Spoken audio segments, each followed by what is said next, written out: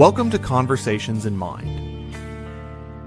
This is a space for conscious inquiry, where metaphysics, new thought, and the science of mind meet real life. In a world calling for deeper awareness, we explore the nature of consciousness, the power of thought, and the presence of spirit moving through everyday experience. And now, here are your hosts, Barb Bue and Mark Gilbert. Hello and good afternoon. So what if our minds are more than just a collection of thoughts and they're a gateway to a whole new way of living? So welcome to Conversations in Mind. Welcome again. I'm Reverend Barb Bue. This is my friend, Reverend Mark Gilbert. We've been playing in these conversations together for years, and we decided that it might be fun to try to share them. So we are here to demystify the study of new thought and dive into soul and science and consciousness. And so whether you're a longtime seeker or curious about the power of your own perspective, let's get into mind. And what do you think, Mark? I think I'm looking forward to today's topic, which is, what does it mean to be spiritually mature?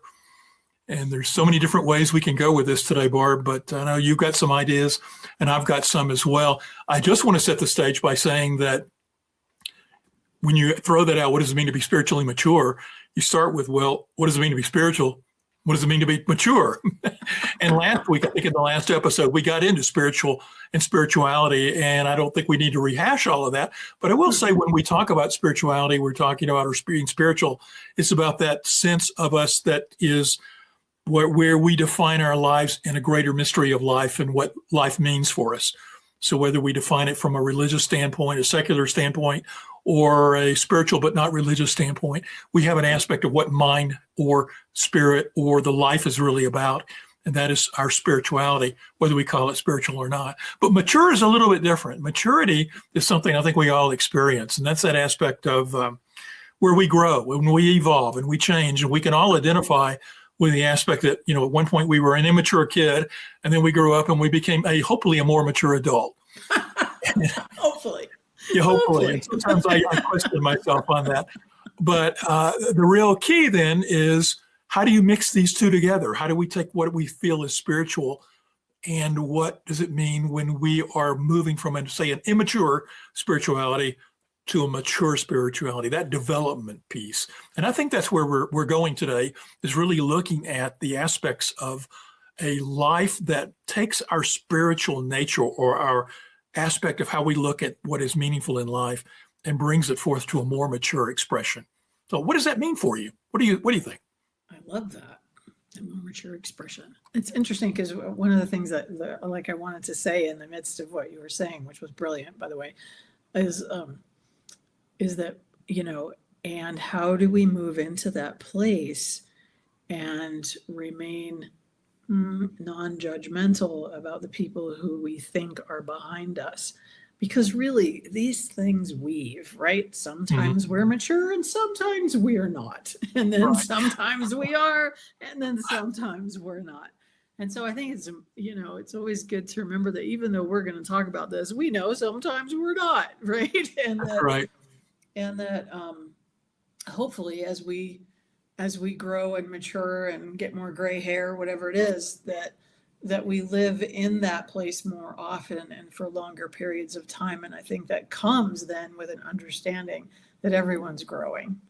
And, we're all on this growth plane at some place. So excuse me, my cat is really attached today. So part of my spiritual maturity is to pay attention to her when she needs my attention. Very important. But I think there's so many avenues to this. I was thinking there's emotional regulation maturity, there's spiritual awareness, there's compassion, there's values, there's humility, there is a capacity, and maybe this is one of my favorites that I get to live in these days, is there's a capacity for paradox and for understanding that there's the world is a complex place and that life is a complex organism, So we could pick up on any of those, like capacity for paradox. If you want to play with that for a bit, I know you love this capacity for paradox thing. We've talked about this before. Living in the dynamic tension of two things that seem as apparent opposites. And I think that's a high level of spiritual maturity, is to get to the place where everything is not black and white thinking. But, I would probably back up just a little bit and say, if we want to look at spiritual maturity, I think one of the key aspects is that developmental arc that occurs in a person where they think they are themselves as this individual ego who is separate and apart from everything. And eventually they start identifying with themselves by taking the perspective of others to the degree that they can start putting themselves in the other's shoes, so to speak, and taking their perspective for a moment so that they can see their side of things. And so it moves from being sort of egocentric, that only my truth and my beliefs are right, to incorporating and understanding other people have beliefs, and then expanding that outward and outward and outward. So I think there is sort of a moral growth that occurs in a mature spirituality that lets us expand beyond the sense of things are only about me to it's about us, and it's about to the greatest us that I can encompass. Right. Right. And as we move in that space, it moves into a place of raising these dynamic tensions between two polar opposites that we can't seem to reconcile. I have my needs, you've got your needs. Do we have to fight it out and I have to win over you? Or can I find a way that is a win-win for us? And I think that gets to that sort of thing that you're talking about of being in that space of things that appear to be in conflict or opposites, and growing and being comfortable with that dichotomy, and knowing that it's not a either or, it's a both and kind of existence that we've got. Yeah, I was thinking more of, well, let me digress for a second, because I really think that a big piece of spiritual maturity is when we get to the place where we understand we don't actually know everything. Right. And that takes sometimes just years on this planet, right? Like it's like a phase of life that we have to know everything, and then we get to a phase where we know we don't know everything at all. And sometimes we even feel like we're in a place where we don't know anything, like But the paradox that I was talking about is more, well, so there, let me remember it. I used this quote in my talk last Sunday kind of about this, which was, your grief and your hope can coexist. Your anger and your love are part of the same conversation. And then that quote finished up with, the work isn't to stay positive, it's to stay whole. Mm-hmm. But I think that's, anger, and when we want to be angry, where's the love in that? And not in a way that bypasses anything, but that is in a recognition that a lot of times the things we're angry about is because we love something that's not going the way that we thought it should go. Mm-hmm. Yeah. So that's the capacity for paradox that I was kind of talking about. But I love what you said about compassion, because I think that's also part of the maturing, is that where we get oriented to compassion first instead of judgment first at some point in life, that there's empathy and forgiveness and kind of an overall goodwill, even, and we start to understand boundaries at the same time, which I think personally allows us to be more compassionate and more kind and all those things. I think I've come to believe that boundaries are kindness, right? But so like, this is such a big package. Oh my gosh. Okay, so we're already spinning with it. So part of this, a big part of this to me, is this capacity for paradox. Mm-hmm. Especially now, we have so much going on in the world, and and sometimes it's hard to hold both things. Love, anger, grief, hope, peace, or peace, not peace. How do we see peace within not peace, and all those things? So I think as we move from a level, a higher degree of spiritual maturity, in my mind, we become more open to seeing that things can exist side by side and both be true. Yes. And so when I hear you talking about the paradox, there's the paradox for me that occurs in much of humans who interact and see things differently. and they can't seem to come to grips with how can we meld two sides of the same thing when we see it so separately, so that we put these boundaries around how I see the world, how you see the world, and they're totally opposite. And how can we bring them together? And I think that spiritual maturity allows us to find the arching over area where they kind of intersphere with one another. And we start seeing that it's not so much about the fact that it's got to be one way or the other, that we can see the both and. And probably, and although this is jumping far ahead, but one of the biggest paradoxes for us is that in spirituality, we talk and speak and do everything in this world of form. Everything has to do with people and people's lives. Yet we talk about a transcendent nature, a transcendent aspect of life. And what's the greatest paradox to me is God or heaven and earth, or put another way, the absolute and the relative, or the timeless and the experience of time. You really want the rabbit hole today.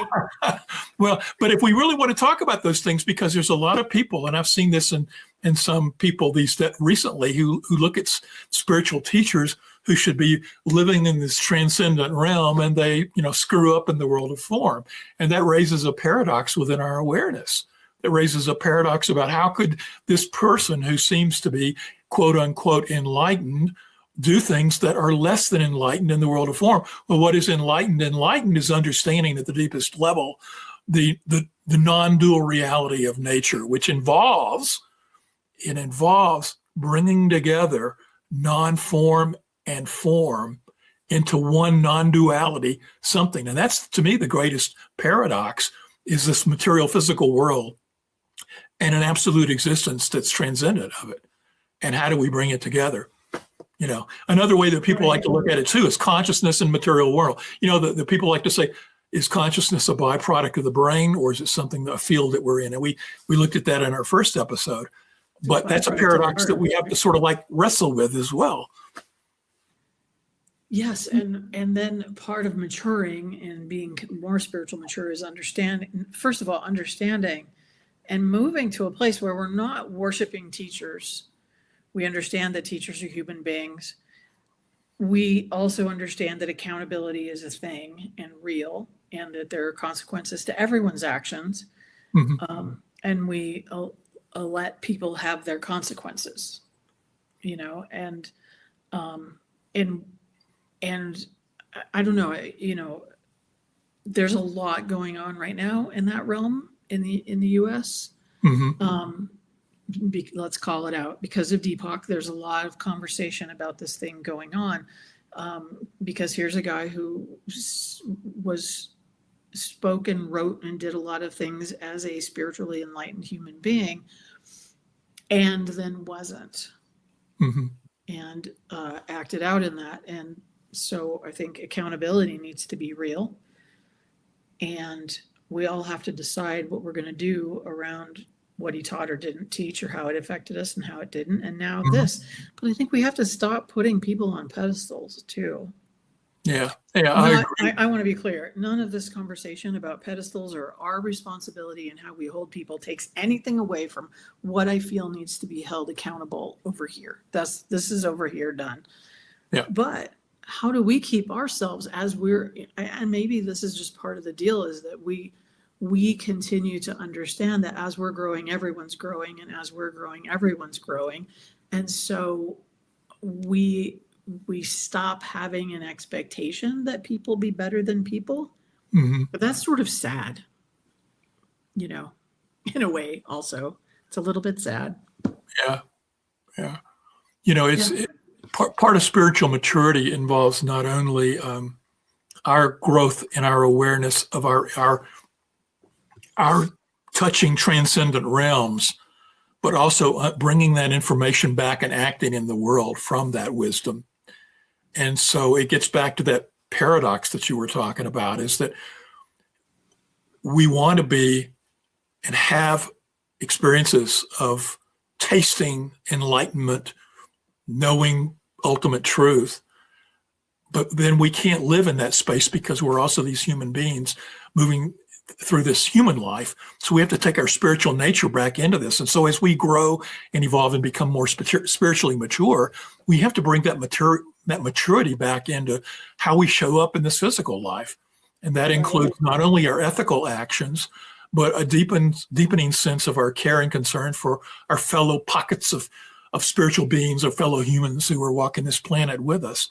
And if we wrong, we have to own up to our wrongness. And we also have to do our best for us who are seeing people wronging, to hold them accountable, but also forgive them, to also move beyond holding grudges. We have to learn our own lessons from it. I look at it, there are a lot of people who mess up. They sometimes maybe have done that for the greater good for all of us to learn a lesson through that. That's not to say not to hold them accountable, but to look at it from a lens that there's something for us to gain from this. And we don't have to dwell on the spiritual teachers. We can go back and look at so many people in history who have done things that were very egregious and incorrect. Hitler being the most, egregious example. And we can look at those things and say, this is a perfect example of what we do not want to be in the human realm, that we want to learn from that and to grow and transcend that. And I think every one of these times we see a human act less than what we think they can be or should be, it's an opportunity for us, as we are also the one judging it, to learn what's ours to do. There's two issues involved. There's one is what's holding them accountable look like. I agree, we can put that over on the side. But then there's also the fact that we have to acknowledge that our beliefs about what we're seeing are about us, that our judgments, whenever we're judging, the judgment is really about our own judgment. And we have to look at our own judgment of that stuff. Yes, and then there's some lines, there are some lines in the world that should not be crossed, and I think that if you're going to define spiritual maturity, that a big part of that package is when our values and our actions become more congruent. And hopefully we make the big mistakes fewer and fewer times. But I think that harming other people falls out of this completely, right? Like there's just a whole other show in that, right?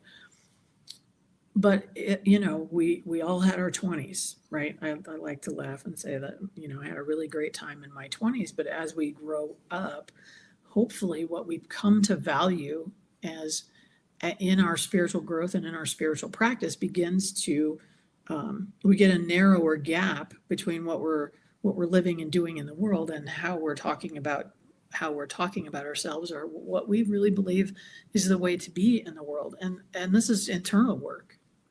This is all internal work.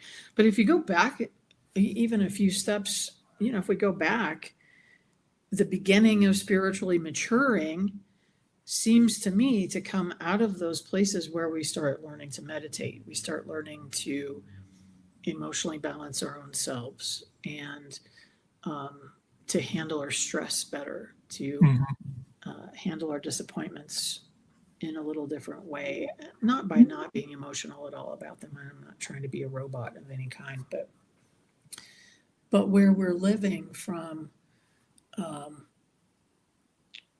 thoughtful action instead of reaction, maybe is the way to put it. That's kind of 101 on the steps, but it also comes up every time we're confronted with some new area of growth for our life. Like, let's face it. I tell people, one of my favorite little quips to say to people sometimes is, if you're going to pray for patience, you're not going to get puppy dogs. You're going to get opportunities to practice patience, right? So if we're trying, as we're growing, we will get to be in places where we're getting the cosmic 2x4 again, along the way. Not that I'm signing anyone up for that. I've had enough of it, frankly. Yeah. Hear you. Yeah, right.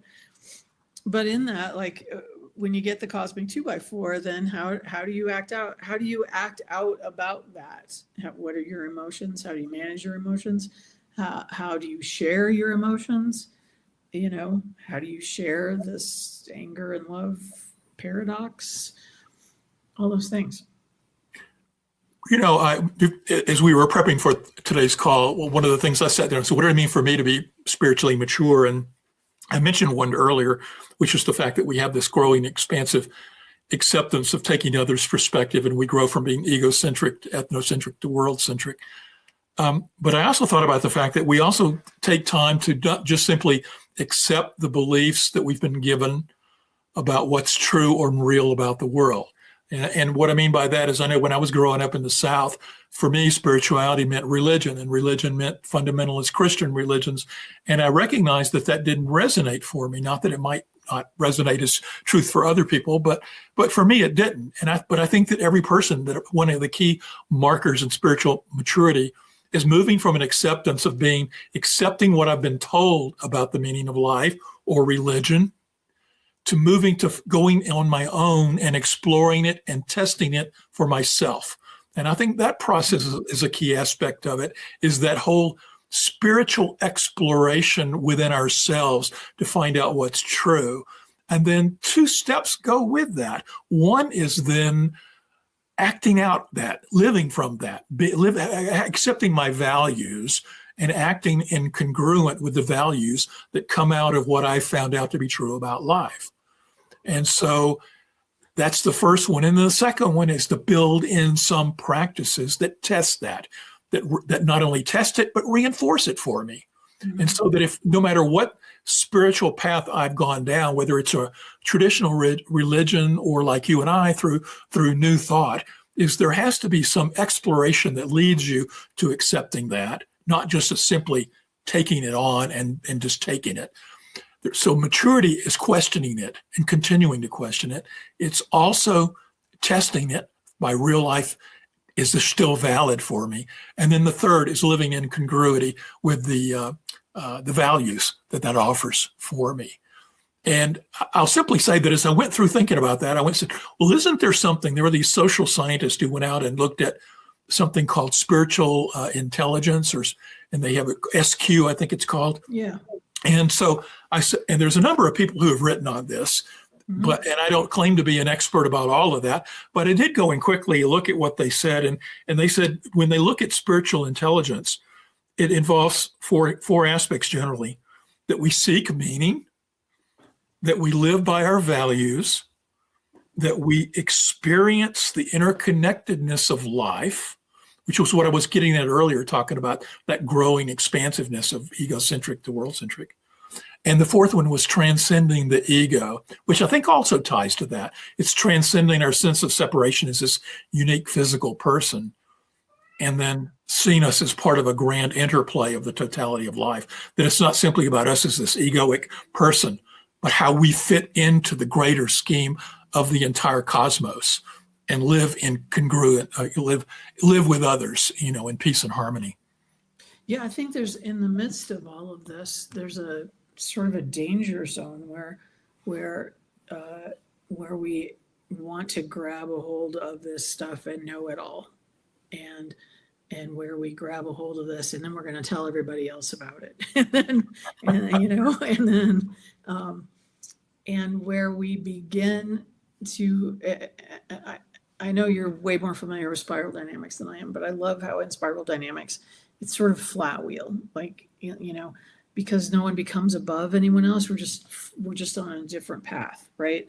And I think that is one of the things that comes from moving through that egocentric place that you were talking about and getting to a next level of understanding and maturity is realizing that everyone needs to do the journey. They can't tell people how to bypass the journey, that everybody needs to do the journey, but that we need to continue the journey as well. And I think it's easy to become, I think especially in New Thought / New Age / not that we're the same, we're not the same. In these things, there is this propensity to, like, oh, I meditated my way into this knowing, and now I'm going to tell you all my knowing, and you're going to follow me in my knowing. And if you just follow me in my knowing, then you don't have to do any of this work. And it's work. Yeah. It is to do this, just to sign up to do some work. You've hit on a couple of key points throughout our conversation today that I want to highlight. One is the fact that we often start with this sense of knowing everything and end up at the end realizing how little we know. You mentioned that early on. We don't know anything. And I often kid my wife. I said, the more I have these big aha moments where I learn something that I think, well, I should have known this years ago. You know, but what I realized in doing that is that how much little I know. And I think if you track it from an arc that's early in our life where we maybe feel as a child where we accept things, things are given to us and we sort of accept them. And then we go through a rebellious stage where we sort of like drop off those things we don't believe in and rebel against them. And then we come to a stage where we test things and question things and then lock into some sort of block of meaning that we say about our life. And I think I see a lot of people, especially people who go through religious conversions, no matter what the religion is, where they all of a sudden they find that truth for themselves and they become like, the biggest proselytizer in the world for that truth. Yes. Be it traditional Christianity, New Thought, or, whatever the belief is, secular science can serve in the same capacity. That somebody locks on and they all of a sudden something gets so explained for them and makes so much sense that they then say, this is the truth, and they try to tell everybody about it. But what happens is you can get stuck there, and that's a degree, it's more mature than just simply accepting something because you've gone through and tested it. But it also is a blockage because you have to keep testing it, and you have to keep checking it, and you have to keep growing. And when you don't, you stagnate, and you lock yourself in a greater degree of, you think, oh, I'm mature because you compare it to when you were young, but then you don't see that there's a road ahead of you that's taking you to higher and higher levels of maturity. The learning never stops. In fact, the learning path, when you let go of this I know everything position in life, leads you into that mystery of life, into the paradox you were talking about, where all of a sudden you're realizing there's such a vast unexplainable mystery of this universe in which we find ourselves living that you can't begin to understand it in the totality. No. And the more that you do understand it, the more you realize you don't get it all. You don't understand it, right? Like every time I open a box of some sort and learn something or expand into some new awareness of something, whatever it is, it becomes a rabbit hole then of learning all the things that you don't know. And then there's more, and then there's more, and then there's more, always. And if there wasn't, it would be really boring. Really, like seriously, like it would just get boring to be here if there wasn't a call to grow. Yeah. And I think some of that inner conflict and frustration can come from being so locked into an idea or a path or a way of understanding the universe that the impulse to grow gets squashed.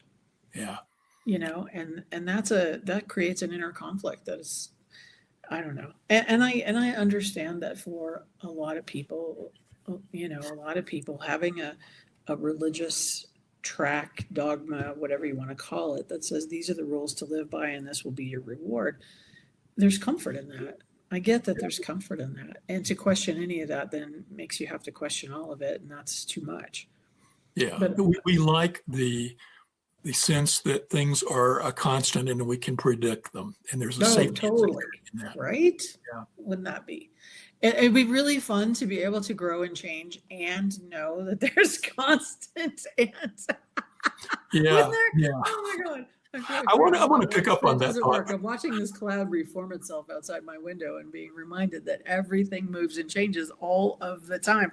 And it's perfect in every moment that it is. Right. And I think that's... Let's take a very short break and remind folks that we're on the New Thought Media Network. This is Conversations in Mind, and we'd like you to support this network and listen to this brief message. We hope you're enjoying Conversations in Mind. This program is made possible by the New Thought Media Network, a nonprofit that's supporting conscious, spiritual media. If you'd like to support this work, just scan the QR code to make a donation. It lets the network know you like this show and helps them to continue bringing you this type of content. You can also go to ntmedia.org and click on Donate. Thank you for being part of the conversation. Now, back to the show. You know, Ernest Holmes liked to say that we have a divine urge in us, an urge to express and an urge to grow. And he says it shows up in a number of ways. He says that the divine urge pushes us with our own creative abilities. So whatever is that gift that is ours to express in life, we bring forth that gift. And there's that divine God-given urge in us to express ourselves, whether it's artistically, making a podcast, whether it's raising kids, working in a store, driving a truck, whatever it is, we've got that urge. The other thing is the urge to grow and evolve. And if we don't listen to that urge and don't follow it, then it gets repressed and it comes out in other ways, sometimes negative ways. And so what we're encouraging folks to do here when we talk about spiritual maturity, in my mind, is is to just open ourselves to that awareness that something in us is calling us to grow to the highest expression of who we are. And what does that look like for you? If you're listening to this, you know, where would you consider yourself spiritually mature, and where would you consider yourself spiritually immature? And where's the opportunity for you to grow through that, to take yourself to the highest level? So let's continue the conversation. What is the highest level? You know, I mean, I think that when we try to say there's a highest level, you know, we forget the understanding that there is no end to that. Right. There's no end point. There's no place to get to where you're done, unless you're just vibrating off the planet and moving on to the next thing. And maybe then that's true. I mean, that's kind of how I want to go, but you know, but there is no end point where we get it all and where nothing needs to evolve anymore. Mm-hmm. And I think that's beautiful and hard, you know, like we all want to be able to get it and be done at some point. Mm-hmm. Right. And we're not. Yeah, it's one of those paradoxes, Barb. You know, I can use the phrase highest level, but it's a level that we never actually attain. It's a level that we're ever actually moving towards, right. You know, and it's just, you know, I think when and many people in New Thought, I think, use that phrase or something very similar to recognize it's growing from a level where we are to something that's more expansive and something greater. And I think the characteristics that we've been kicking around, taking more people's perspectives, living in a higher degree of authenticity, living a greater sense of oneness, care and concern, expanding for a greater number of people. It continues to grow and to grow and to grow and to grow. And there's never really any arrival. But when we say that, I think what it does is it pushes us to recognize there's that impetus in us to grow and to keep moving forward in life to a greater expansion. I know my wife and I talk about the fact that, you know, will we ever complete, you know, the third dimensional experience, and what does that look like? And it's sort of a running joke in a way, but it's a recognition that, you know, we think that we're going to do something, you know, and I guess maybe if you look at it from like a Buddhist perspective with reincarnation, there's often this concept that we're on a wheel and we get off the wheel. But even if we get off the wheel, we're not gone. We just go somewhere else where we're on another existence. Right. Well, I'm guessing we know some things, but probably we don't know. Okay, so now we're bursting my bubble right here. I'm bursting my own bubble because I've like long held this idea that when we vibrate off this planet, we know everything, but as above, so below, right? So probably we just get bigger questions. This is true. You know, we go to the next thing, we get better questions, bigger questions, whatever. And maybe we have bigger answers and a greater knowing. I did go to Chat GPT today. I'll own it. And And I got this, I asked in New Thought language, what is spiritual maturity? And it said, within the science of mind or New Thought frame, spiritual maturity could be, and by the way, ChatGPT knows a lot about New Thought, but spiritual maturity could be described as the increased embodiment of one's unity with the divine through conscious thought, aligned feeling, and constructive action. So again, like as we mature, our values / beliefs / things that we hold to be true become more aligned in our actions. And I think we grow a bigger bubble of compassion.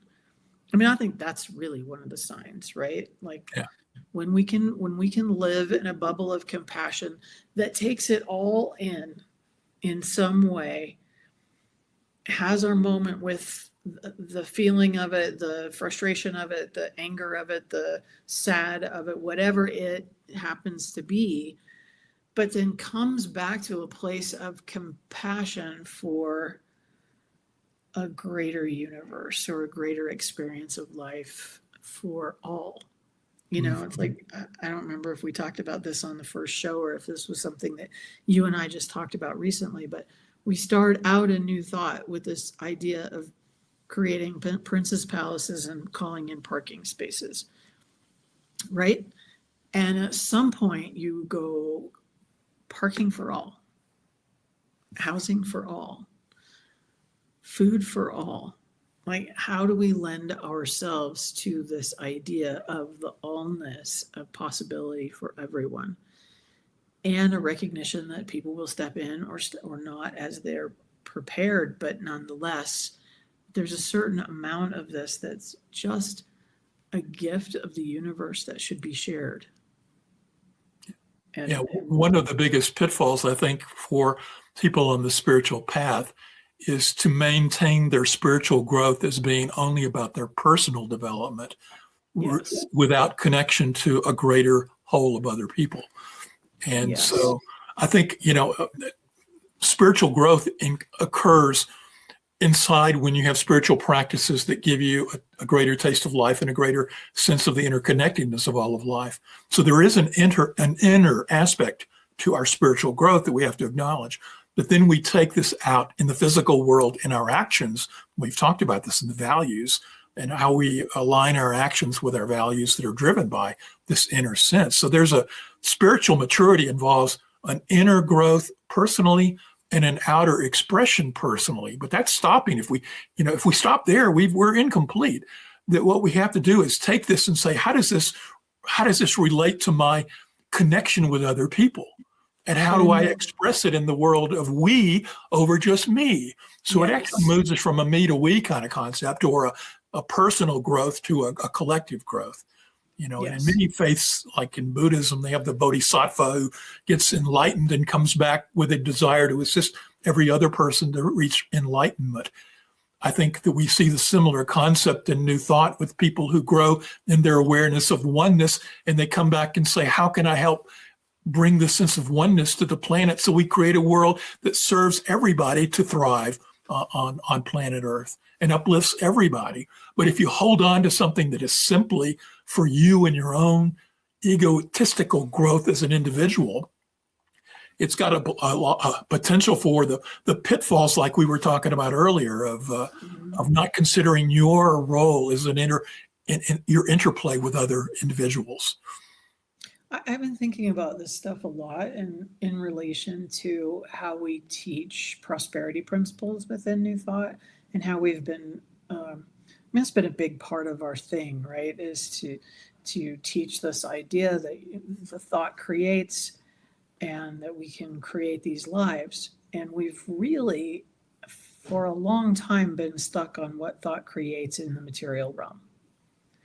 And to the exclusion of recognizing that we are not all coming from the same place in our ability to create in the physical realm, and to judge people by our perceptions of what they're able to create or not create in the physical realm.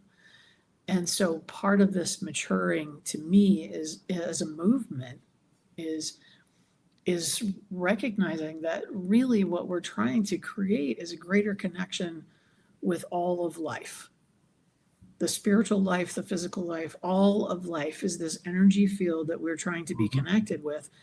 And that for us to be in integrity about how we're connected with that, we must recognize that there are equity issues and equality issues and those sorts of things, not so that we can say, well, that this is never going to happen over here, but so that we can address that and pull it forward.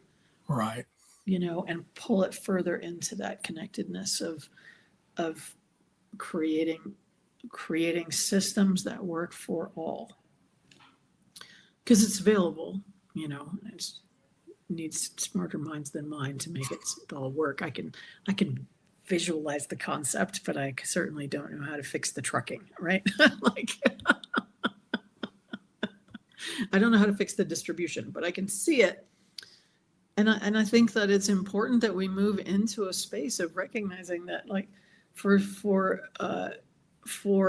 a long time, we have been in an attainment of things and physical material things to the detriment of our own well-being and the well-being of the planet. And that the drive to that has actually done the opposite of create spiritual maturity. It's created exhaustion, spiritual exhaustion, and physical exhaustion, and kind of lack of well-being, but also then in that fear that if I don't have enough, then I'm going to be on the other side of the judgment, and if I don't have enough, then my family's not going to be okay. And those are legit fears in the way that we've structured things. But if we could see past the structure to something greater that pulls us all into this conscious thought, aligned feeling, constructive action, right? I mean, there's probably honestly, there's a whole talk in those three little. Thanks, Chatty. Well, this is true. And I think if you look at models like Maslow's hierarchy, as we move up the level of needs, at a certain point, our lower needs in Maslow's model are driven by lack in our life. And the highest aspects of self-being, transcendence and self-actualization are driven by a sense of fullness, of already having enough. So at a certain point, we have to go through that process of feeling like we don't have enough friends, love, people, money, wealth, etc. And we go chasing all of that stuff. And all we need is a certain degree of it, really, to be content and happy in life. But there's a lot of people who define their worth. They get into this trap of defining their worth by accumulation of money and wealth and possessions and so forth, and controlling other people. And they, and a lot of that is shadow driven, which is a whole nother episode. Right, but it's driven by the repressions of things in their life that cause them to want to get out of balance by seeking things at an excess. But at a certain point, if given that if we're not talking about somebody who's stuck in the shadow, a typical person is going to have their needs met at a certain level and move into where they give from their fullness. That was one of the things Maslow talked about, is that when you move to the highest tiers of needs of self-actualization or transcendence, then all of a sudden you feel such a fullness in life that your life becomes about giving to others. And so there's actually sort of a spiritual maturity that goes from chasing stuff to not needing stuff, to giving from the fullness of what you've got, whether it be your personal possessions or your time or your talents. And there's sort of I don't need to collect. It's here about giving and sharing and flowing in life. It's recognizing that the flip of receiving is a giving. And we become more givers as we become spiritually mature. We care more about the flow to others. And I think you mentioned spiral dynamics, and I'll simply say the same model tracks on that. As you move up it moves people through a sequence of worldviews. It shows that we naturally evolve through a level of worldviews, releasing one and moving to the next one, but based on changing world conditions. And as we move to the world conditions where we get to the highest levels of the spiral, people with the highest, so-called highest worldviews, see things from a total systems perspective where everything is interacting. They see that, and they have that same thing where they're chasing now transcendence, giving, doing for the greatest good of the all. Mhm. Whereas earlier in their life, it was about me. The more and more we become about we and us together, that is one of the key aspects. I think we've talked all through this time together today about spiritual maturity, and it's about recognizing our interconnectedness and our expanding care and concern for other people, which, in the greatest sense of it, is love. It's an expansive of love. And I know I've talked before in other venues about immature love to mature love, and it's tracks the same way. The most immature types of love are love where I want it for me. I'm willing to barter with you. I'll give you this, you give me that and we'll share love. And eventually you get to the highest stages of love. It's all about not caring about yourself, but wanting to give from the fullness of your life to another person and loving everyone, loving the world in general, your expansiveness. It's a moving from head to heart too. We can look at it that way. That's so funny because I've been sitting here thinking, all of this is about moving from the part where we're thinking about it to the part where we're feeling it. Exactly. The part where we're thinking about interconnectedness to the part where we're feeling connected to the allness of it.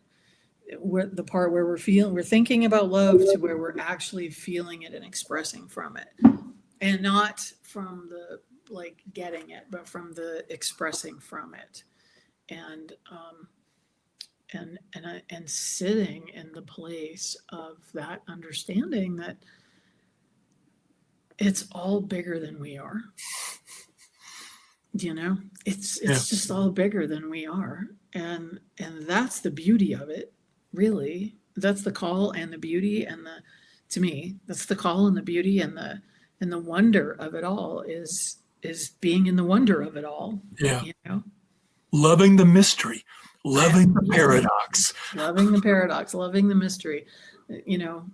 Not loving the paradox and loving the paradox, which is the ultimate paradox, right? Well, this looks like a good spot to end it, Barb. We've got this. Yeah.